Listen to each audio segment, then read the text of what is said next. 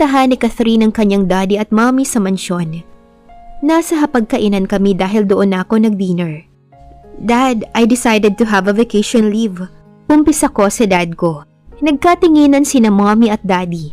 Sumilay ang ngiti sa labi ni daddy. Akala ko wala ka nang balak magbakasyon, iha.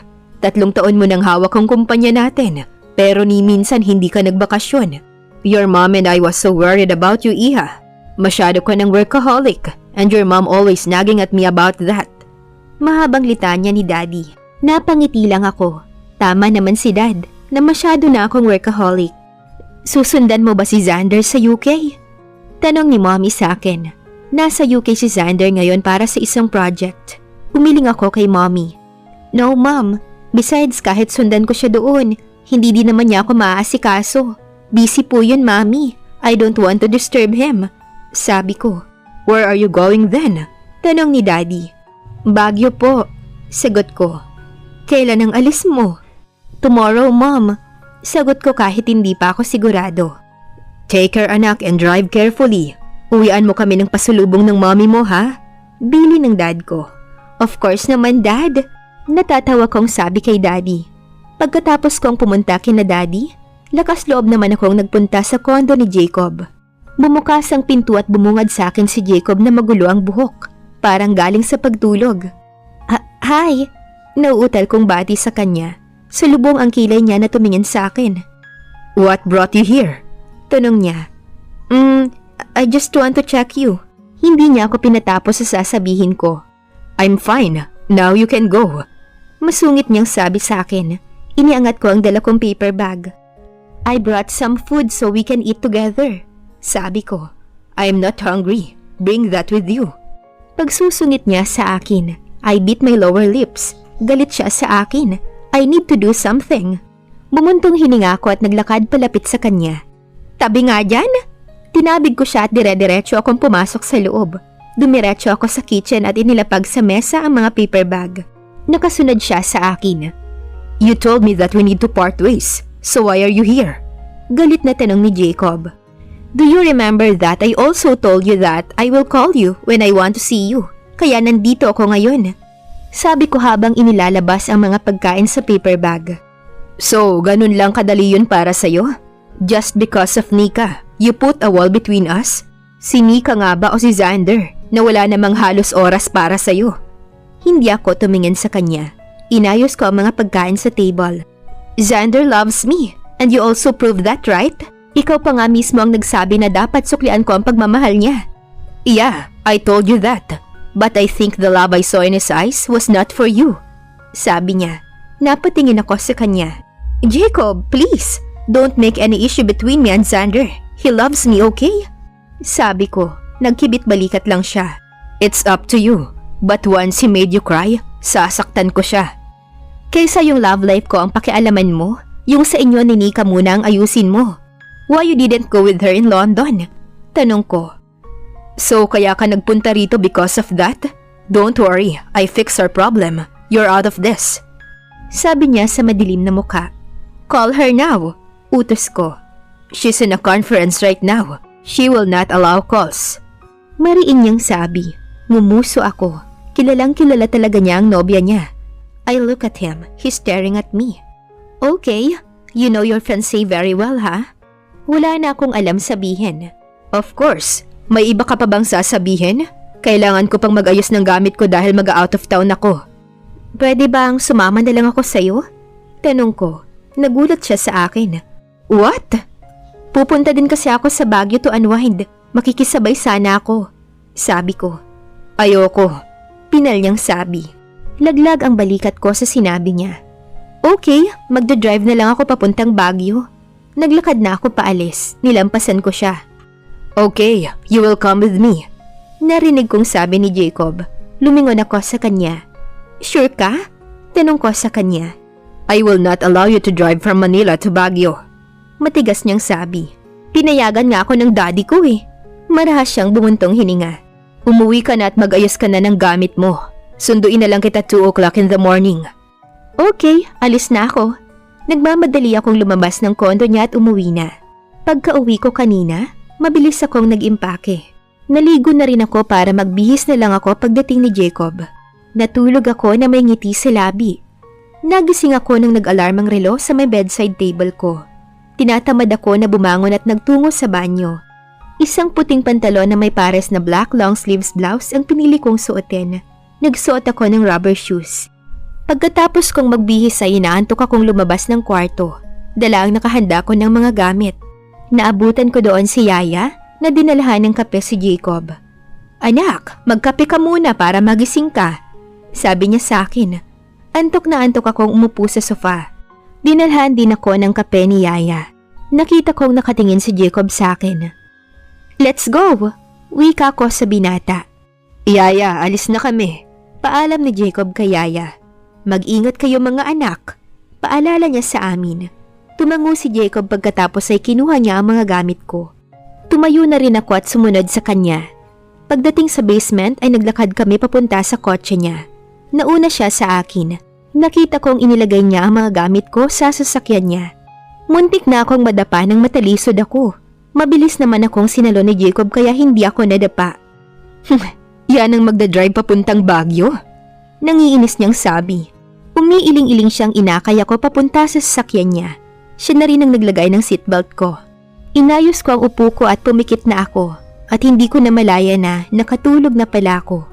Nagising na lamang ako nang maramdaman ko na may humahaplos sa aking buhok. "Dito na tayo sa Baguio." Malamyos na saad ng binata. Namumula naman ang mukha ko bago ko inayos ang pagkakaupo ko. Nag-check-in kami sa isang hotel. Magkatabi ang kwarto namin na kinuha. Hinatid niya muna ako sa room ko na para sa akin. "Matutulog lang ako saglit sa room ko. Sabay na tayong mag-lunch later," paalam ni Jacob. "Anong oras magsa-start ang conference meeting niyo?"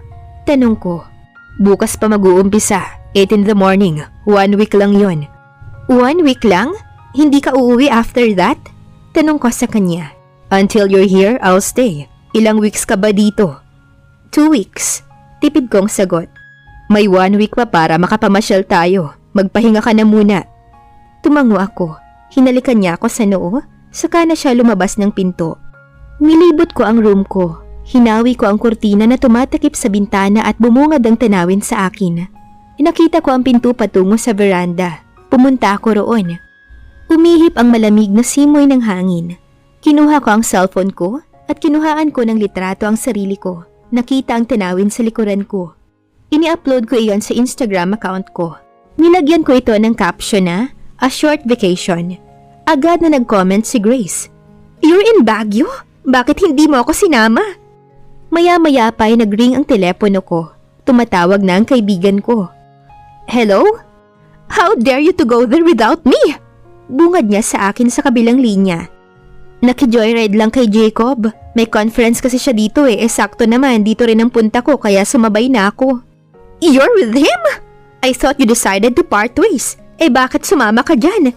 Sermon niya. "Grace, I realized that kahit itulak ko siya palayo, mas lalo lang akong nangungulila at nahuhulog sa kanya." Mas lalo ka lang masasaktan yan sa ginagawa mo, Catherine." Bumuntong hininga siya. "Bahala na. Just a piece of advice, friend. Pareho kayong in a relationship. Wala ka ring pinangahawakan na pareho kayo ng nararamdaman ni Jacob. Maybe he cares for you and treat you like a queen, but that's not mean he loves you as a woman. He just loves you as his best friend or his younger sister." Sabi niya sa akin. "I will never forget that. Don't worry. Hahawakan ko ang puso ko para kahit malaglag man ito hindi ako masyadong masasaktan." Sabi ko kay Grace. "Ay, bahala ka. Basta nandito lang ako if you need me." "Thanks," sabi ko bago ko putuli ng tawag. Tumingin ako sa paligid. Nakabuo ako ng isang desisyon na sana ay huwag kong pagsisihan sa bandang huli. I will give myself 2 weeks to be with the man I truly love. Bago ko gawin ang nabuo kong desisyon, I think that's the right solution for all of this. Hindi ko sinunod ang gusto ni Jacob na magpahinga ko. I can't resist the beauty of nature in front of me. Sanay na ako dito sa Baguio dahil ilang beses naman akong nakapunta dito. Wearing my blue maong shorts, with my white Gabbana shirt and Chanel white sneakers, naka-ponytail ang mahaba kong buhok. I'll just put a little powder on my face and lip balm on my lips. No need to put lipstick dahil natural na mapula ang mga labi ko. Kinuha ko na ang sling bag ko at shades, saka na ako lumabas ng room. Bumaba ako sa lobby at lumabas. Malapit lang sa Burnham Park ang hotel na tinutuluyan namin, kaya nilakad ko na lang. Catherine? Nilingon ko ang lalaki sa tabi ko. Kasalukuyan akong nakaupo sa isang bench sa Burnham Park. Kumunot ang noo ko sa lalaki. You don't remember me? Tanong niya. I remember him, of course. Siya ang madalas itukso sa akin ng mga classmates ko at teacher ko nung high school. Zoran was his name. Of course, I remember you, Zoran. Medyo nag-iba kasi ang feature ng mukha mo eh. We're just 17 when we last see each other. And now we're turning 24. Sabi ko. Oo nga, mas gumanda ka pa ngayon. Nakatingin niyang sabi sa akin. Ngumiti lang ako. Kumusta ka na? Fine. How about you? Running your family business? Yup, and you? Tanong ko. Same as you, managing our family business. Sabi niya sa akin. Let's take some walk habang nagkukwentuhan tayo. Yaya ko sa kanya. Tumayo kami at nagsimulang maglakad-lakad. Ay wait, can I take some pictures of us para ma-send ko kay Grace? Sabi ko. Tumango siya. Nilabas ko ang phone ko at kumuha ng picture naming dalawa. Kumusta na si Grace? Tanong niya sa akin pagkatapos kong kumuha ng litrato. She's fine, managing one of their hotels in Manila. Sabi ko habang tumitipa sa cellphone ko.